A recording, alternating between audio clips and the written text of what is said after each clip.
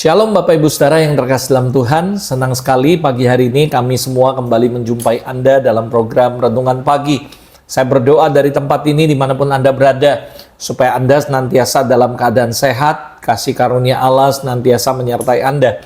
Yuk mari saya mengajak Anda untuk pagi hari ini kita belajar sama-sama kebenaran firman Tuhan yang akan kita sharekan dalam Renungan Pagi hari ini. Biar Roh Kudus menerangi hati kita dan memberikan hikmat pengertian kepada setiap kita. Bapa Surgawi, terima kasih untuk pagi hari ini. Kami buka hati kami kami untuk belajar kebenaran firman-Mu melalui acara Renungan Pagi hari ini. Pakai hamba-Mu dalam segala keterbatasan kami dan semua kami yang mendengar dimanapun kami berada, supaya kami boleh mengalami Kristus melalui kebenaran-Mu. Kami berdoa secara khusus ya Bapak di dalam nama Tuhan Yesus. Biar roh hikmat, pewahyuan turun atas hamba-Mu, sehingga hamba bisa menyampaikan tepat seperti apa yang Kau mau. Kami semua yang mendengar, kami diberi pengertian yang benar, supaya kami boleh mengerti akan firman-Mu pagi hari ini. Bekerjalah Roh Kudus di tengah-tengah kami, sementara pemberitaan firman dibagikan, kuasai setiap hati dan pikiran kami. Kami berdoa para malaikat orang kudus, lakukan bagian kalian, layani semua umat Tuhan, supaya mereka boleh mengalami Kristus secara nyata. Kami kembalikan segala hormat, pujian, kemuliaan, kami sambut firman-Mu. Amin. Baik Bapak Ibu Saudara dimanapun Anda berada, pagi hari ini kita akan belajar firman Tuhan, yaitu dalam kitab Lukas pasal yang ke-12, ayat 49 sampai ayat yang ke-59. Dari ayat ini kita menemukan ada beberapa hal yang penting yang kita akan bisa pelajari. Kita akan sama-sama renungkan pagi hari ini, dan saya berdoa biarlah ini menjadi kekuatan dalam kehidupan kita. Nah saudara, ketika saya membaca Lukas pasal yang ke-12, ayat yang ke-45 sampai 59 ini, saya menemukan ada beberapa hal yang penting. Yang pertama dalam ayat 49 dan 50 berkata, "Aku datang untuk melemparkan api ke bumi, dan betapa aku harapkan api itu telah menyala. Aku harus menerima baptisan dan betapakah susahnya hatiku sebelum hal itu berlangsung." Saudara, ini berbicara tentang bagaimana api yang akan datang, saudara. Nah, ada beberapa hal yang kita bisa pelajari, dan ini merupakan sesuatu yang penting daripada konteks ayat ini, yaitu yang pertama tentang api yang datang. Nah, saya percaya bahwa ketika kita membaca ayat ini, lalu kita akan menangkap bahwa apa api itu? Apa itu api? Api yang seperti apa yang akan datang? Nah, Yesus mengungkapkan bahwa tujuannya untuk membawa api ke bumi itu melambangkan dua hal. Yang pertama, api sebagai penghakiman, dan yang kedua adalah pemurnian dan pembersihan. Saya percaya di ayat ini kita menemukan bahwa ada dua hal, ada tujuan kenapa Tuhan membawa api ke bumi. Ada dua hal yang kita bisa cerna, kita bisa renungkan, dan ini melambangkan dua hal. Yang pertama, api yang datang juga melambang sebuah penghakiman daripada Allah, dan yang kedua juga pemurnian atau pembersihan. Artinya sebenarnya api yang Tuhan kirim datang ini, api yang datang ini untuk dua tujuan. Saudara, yang pertama kepada orang-orang fasik, kepada orang-orang yang nggak benar, itu akan ada seperti penghakiman. Api ini datang sebagai penghakiman dalam kehidupan mereka. Tapi ada orang-orang yang takut Tuhan, sungguh-sungguh dalam Tuhan, mereka yang taat kepada Tuhan, tetap akan ada api, tapi api yang berbeda. Api yang bukan datang untuk menghakimi, tapi membersihkan dan memurnikan kehidupan mereka. Dan saya percaya ini menyoroti bahwa tugasnya Yesus adalah, salah satunya adalah membuat sebuah pemisahan. Pemisahan apa? Antara orang yang percaya dan orang yang tidak percaya. Ingat saudara, kita yakin dan percaya bahwa Tuhan datang itu membawa sebuah pemisahan antara orang benar dan orang yang fasik, antara orang yang sungguh-sungguh dan tidak sungguh-sungguh. Dan Anda selalu membaca bahwa di Alkitab ada dua hal, mungkin ada golongan domba, golongan kambing dan sebagainya. Tapi saya percaya bahwa api yang datang ini adalah sebuah api yang memiliki sebuah purpose, tujuan. Seperti yang saya sampaikan tadi, satu adalah untuk golongan tertentu, di mana api ini adalah sebagai sebuah penghakiman buat mereka. Tapi ada golongan tertentu, api ini tidak menghanguskan atau tidak membinasakan kehidupan mereka, tapi ini api yang datang sebagai api yang akan memurnikan kehidupan mereka. Api yang datang adalah sebuah api yang akan membersihkan kehidupan mereka dari semua hal yang tidak baik. Sama seperti emas, saudara, ketika dibakar dalam api, maka semua kotoran, semua hal yang buruk, semua hal yang semua hal-hal yang kotor itu dibersihkan sehingga emas ini jadi murni dan memiliki nilai yang tinggi. Saya percaya dalam kehidupan kita akan selalu ada api Tuhan yang datang. Saudara, bahkan kalau saudara baca dalam Alkitab, dikatakan nanti ada waktunya Yohanes membaptis dengan air, tapi kita akan menerima satu baptisan lagi, yaitu baptisan api, di mana baptisan ini, api ini akan membersihkan kehidupan kita. Makanya di Alkitab berkata bahwa waktu Yohanes menyampaikan bahwa bagaimana setelah baptisan ini ada baptisan yang lain, saudara, yang disebut baptisan api, di mana api Tuhan akan datang dalam hidup kita. Tujuannya adalah memurnikan kehidupan kita dan membersihkan kehidupan kita. Selalu ada api yang Tuhan nyatakan dalam kehidupan kita. Dan saya percaya api ini adalah sebuah hal yang tidak melulu hal yang buruk atau hal-hal yang bicara tentang adjustment Tuhan, penghakiman Tuhan atas kita. Tapi saya percaya ada api yang benar-benar membaik, itu memiliki sebuah tujuan, purpose yang baik, yaitu membersihkan semua hal yang tidak baik dalam hidup kita, sehingga kita menjadi murni di hadapan Tuhan. Ingat saudara, ayat ini mengingatkan Anda dan saya betapa pentingnya api Tuhan untuk pemurnian, dan kita harus jalani yang harus kita jalani, yaitu sebuah proses pembersihan dan pemurnian. Lalu kalau kita baca ayat 51, 52, 53, dikatakan gini, kamu menyangka bahwa aku datang untuk membawa damai di bumi. Bukan, kataku kepadamu bukan membawa damai, melainkan pertentangan. Karena mulai dari sekarang akan ada pertentangan antara 5 orang dalam satu rumah, 3 lawan 2, 2 melawan 3. Mereka akan saling bertentangan, ayah melawan anak laki-laki, dan anak laki-laki melawan ayahnya, ibu melawan anaknya perempuan, dan anak perempuan melawan ibunya, ibu mertua melawan menantu perempuan, dan menantu perempuan melawan ibu mertua. Nah saudara, ketika Anda baca ayat ini mungkin Anda agak bingung kenapa Yesus datang malah membuat perpecahan, pertentangan. Tapi sebenarnya saudara, kalau ketika saya bacari ayat ini, merenungkannya, jadi dalam konteks ini beberapa hal yang penting. Yang pertama bicara tentang api yang datang, sekali lagi pemurnian dan juga penghakiman. Yang kedua bicara tentang pemisahan dalam keluarga.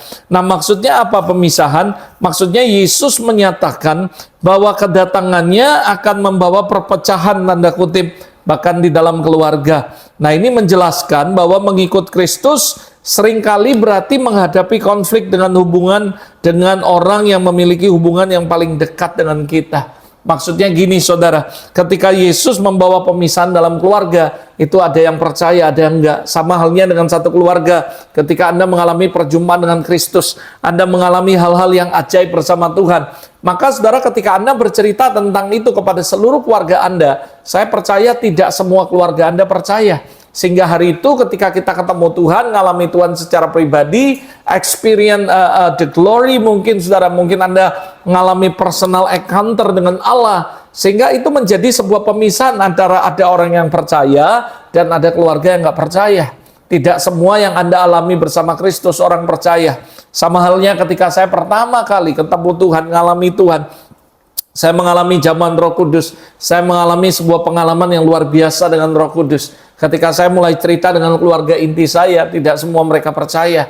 Dan akhirnya saya yakin bahwa kedatangan Kristus dalam kehidupan saya, visitation pribadi Tuhan dengan saya, tidak selalu membawa semuanya oke. Bahkan yang terjadi adalah pertentangan. Ada yang ngomong, kamu ngigau, kamu ngawur, dan sebagainya. Atau mungkin saudara, ketika Anda satu keluarga, tiba-tiba salah satu orang ketemu Tuhan, ngalami perjumpaan dengan Tuhan secara personal, lalu Anda mulai baik-baik cerita, tidak semua orang yang percaya. Mungkin Anda berkata, masa sih ada di Alkitab yang kayak gitu? Anda bisa belajar the story of Joseph, saudara. Ketika dia dapat mimpi dari Tuhan, lalu dia mulai cerita. Lalu apa yang terjadi? Dia mulai cerita kepada kakak-kakaknya. Lalu terjadilah di situ pemisahan yang begitu signifikan. Kakak-kakaknya marah, bahkan iri dengan mereka. Bahkan waktu dia cerita kepada ayah ibunya juga tidak percaya dengan mimpinya Yusuf. Bahkan dia berkata, mimpi seperti apa itu? Dan sebagainya. Saya mengambil sebuah bayangan ketika saya merenungkan ayat ini. Seharusnya saya yakin Yesus datang membawa damai sejahtera, membawa kesatuan.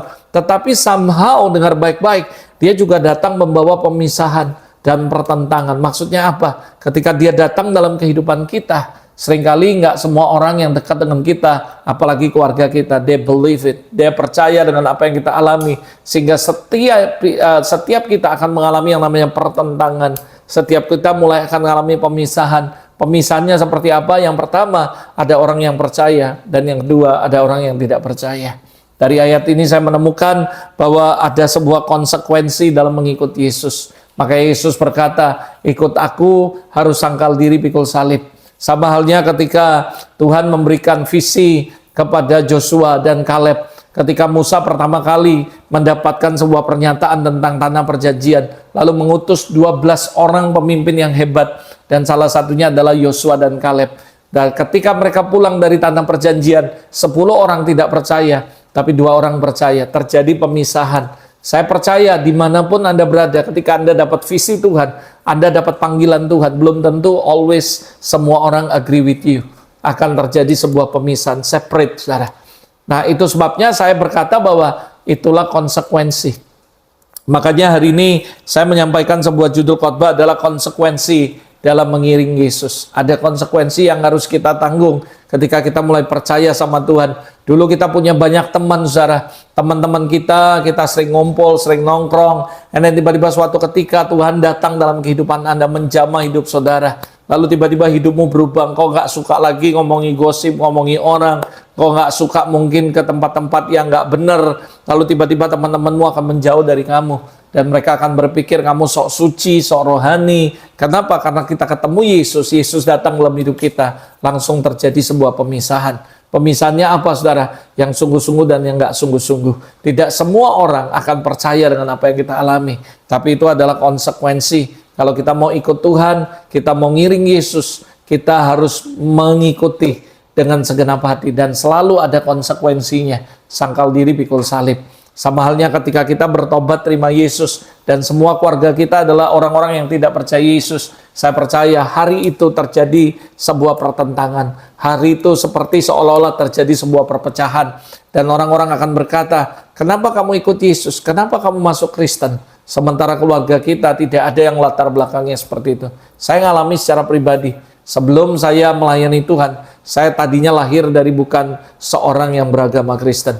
Tapi ketika saya mengalami perjumpaan dengan Kristus, keluarga kami dari semuanya adalah keturunan. Dan kami punya budaya, tradisi. Sehingga ketika saya menerima Yesus, terjadi sebuah pertentangan dalam hidup saya. Saya nggak tahu apa yang Anda sedang hadapi. Tapi ini adalah konsekuensi untuk mengiring Yesus. Yesus ngomong, aku datang membawa api. Api artinya terjadi pemisahan juga, saudara. Api juga bicara tentang penghakiman, adjustment, dan juga pemurnian. Yang kedua, kita bicara tentang apa, saudara? Pemisahan dalam keluarga. Ayat ini mengajarkan kita begitu berat konsekuensi daripada mengikuti Yesus. Ada api yang datang, dan yang kedua ada pemisahan. Dan yang ketiga, saudara, diajarkan kepada kita ayat 54. Kalau Anda baca ayat 54 sampai ayat 56, judulnya adalah menilai zaman, saudara. Dan saya bisa menyimpulkan yang ketiga adalah bicara tentang tanda-tanda zaman. Yesus mengajak kita untuk memahami tanda-tanda zaman, saudara. Seringkali kita ini bisa mengerti musim apa yang terjadi, tapi kita nggak mengerti apa yang sedang Tuhan kerjakan dalam kehidupan kita. Saya mau mengajak Anda untuk merenung suatu hal. Yaitu yang pertama, apakah Anda mengerti Anda hidup di musim apa?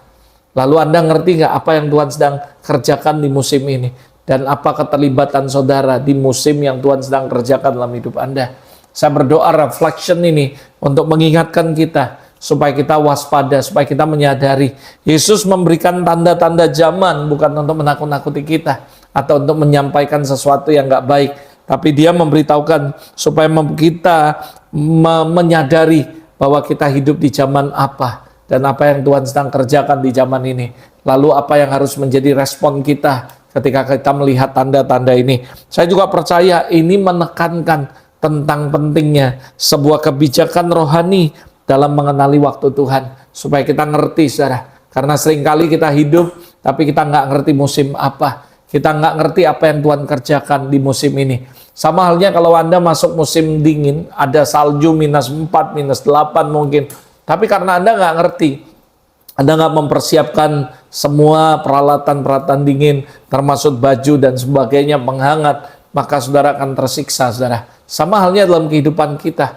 Kalau kita hidup di zaman ini, kita harus tahu what's going on, apa yang terjadi di sekitar kita. Kita harus ngerti kita hidup di musim apa yang Tuhan sedang kerjakan di musim ini, lalu bagaimana respon kita terhadap apa yang Tuhan kerjakan. Jadi yang ketiga adalah Tuhan menyampaikan tanda-tanda zaman, bukan untuk membuat kita menjadi takut dan sebagainya, tapi mengajarkan kita untuk memiliki kebijaksanaan rohani supaya kita mengerti waktunya Tuhan. Lalu kita juga punya respon yang benar, dan juga kita mengerti kita hidup di musim apa, sehingga kita ngerti apa yang harus kita lakukan bagi Tuhan. Yang percaya katakan amin. Yuk kita berdoa. Bapa, terima kasih untuk firman-Mu pagi hari ini, mengajar kami bahwa mengikut Tuhan ada konsekuensi yang mahal yang harus kami bayar, di mana Tuhan akan ada api, baik itu untuk pemurnian maupun adjustment ketika kami salah. Tapi kami juga percaya bahwa kehadiran-Mu juga dalam kehidupan kami membawa sebuah pemisahan. Mungkin Tuhan kami dipisahkan dari dunia, kami dipisahkan dari teman-teman, dari keluarga sebagian yang nggak percaya. Tapi kami tahu itu adalah konsekuensi ketika kami mau mengikut Tuhan. Ada konsekuensi yang mahal yang harus kami bayar. Kami juga berdoa biarlah kami diberikan kebijaksanaan untuk mengerti kami hidup di zaman apa yang Tuhan sedang kerjakan di musim ini dan zaman ini. Sehingga kami memiliki hati yang bijaksana dan kami mengerti bagaimana respon yang benar dan bagaimana kami harus hidup yang sebenarnya. Tuhan, terima kasih untuk firman-Mu. Berkati biar firman hari ini yang keluar tidak kembali dengan sia-sia, kami simpan dan menjadi kekuatan bagi kehidupan kami. Terima kasih Tuhan, berkati setiap umat-Mu, mereka yang bekerja, mereka yang kuliah, mereka yang sekolah, mereka yang ibu rumah tangga, mereka yang pelayanan, mereka yang melakukan apapun aktivitas hidup mereka sehari-hari. Tuhan, Kau ada dan menyertai mereka. Biar mereka boleh semakin sungguh-sungguh dalam Tuhan. I bless them, aku memberkati mereka, their family, their ministry, and work. Be blessed in the name of Jesus. Terima kasih Bapak, dalam nama Yesus kami berdoa. Amin, amin. Terima kasih Tuhan Yesus memberkati. Sampai ketemu dalam program Renungan Pagi berikutnya. See you